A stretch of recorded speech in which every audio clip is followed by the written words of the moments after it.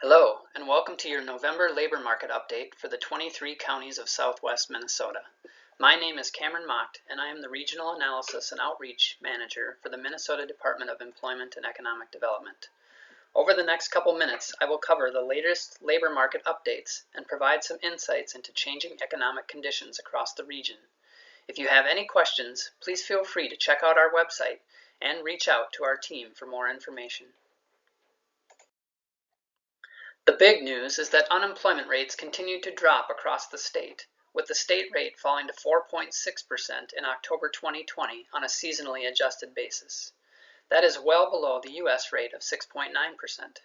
However, it is important to note that the drop was due to the second consecutive monthly drop in the state's labor force participation rate.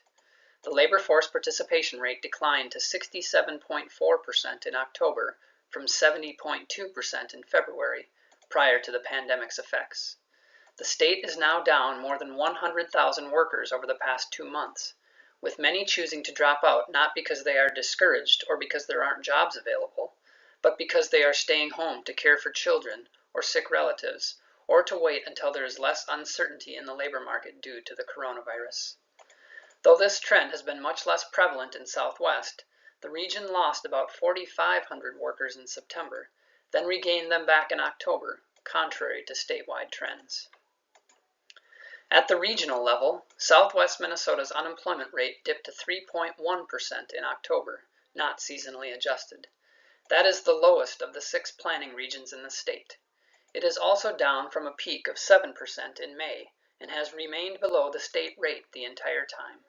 It is also below the region's rate in March, prior to the pandemic, when it was 3.8%. However, it is up in comparison to last October, when the region was still seeing historically low unemployment rates. The region now has about 6,800 unemployed job seekers, down from a peak of about 15,000 in April and May. That is also up in comparison to last October, when the region had about 5,400 unemployed workers. Southwest Minnesota is home to many of the lowest unemployment rates in the state, including Rock County, which was the lowest of all 87 counties at 1.9% in October 2020. 15 of the 23 counties in the region had an unemployment rate of 3% or less, despite the pandemic. Only 3 counties, Martin, Cottonwood, and Jackson, were above 4%. All 23 counties saw their unemployment rate drop from September to October, with the biggest drop occurring in Swift County. Only 6 of the 23 counties had a higher unemployment rate in October than in March, prior to the pandemic, showing that the region has seen a more moderate impact. However, all 23 counties had a higher unemployment rate this October compared to last October, when rates were at historic lows. Unlike the state, all but 1 county in the region saw an increase in labor force in October. However, 19 of the 23 counties in the region have a smaller labor force now than in October of 2019.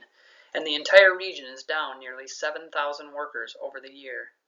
The coronavirus pandemic has seemingly had less impact on smaller, more rural counties, and we've seen the biggest labor force declines in the biggest counties, including Blue Earth, Nicollet, Lyon, and Le Sueur.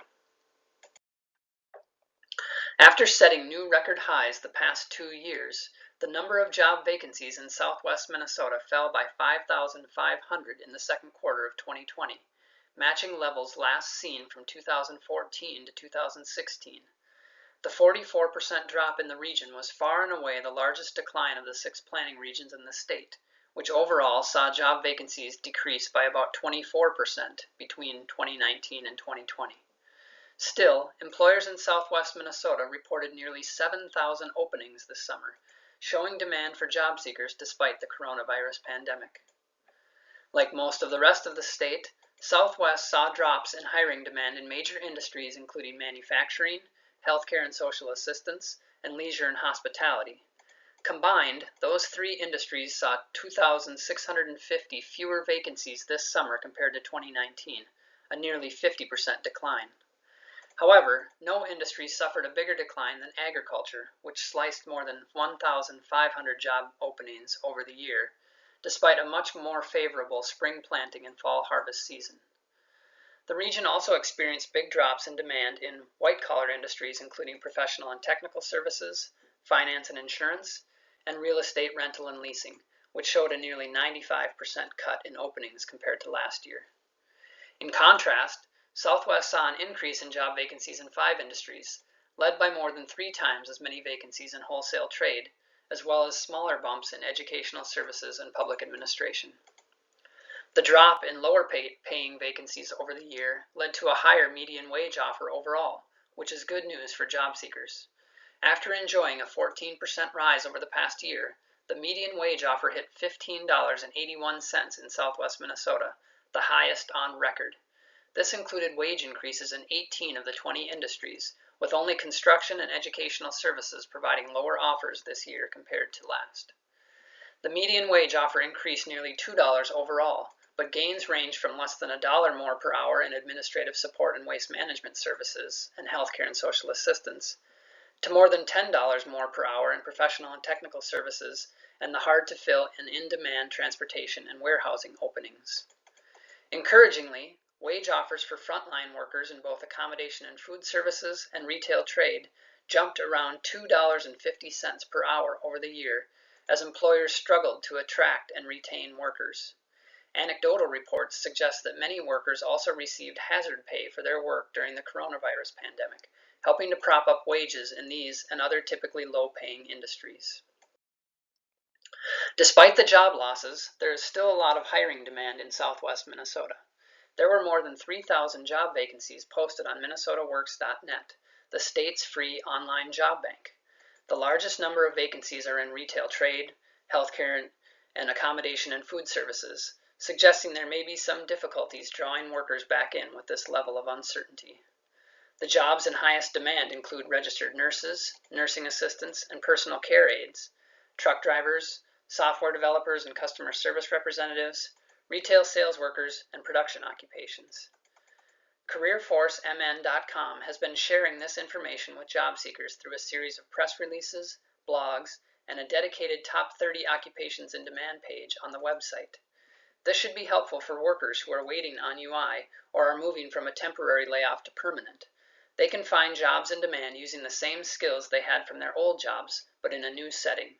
This could include using customer service skills in healthcare instead of food serving. For more information, please reach out to DEED's Regional Analysis and Outreach Unit.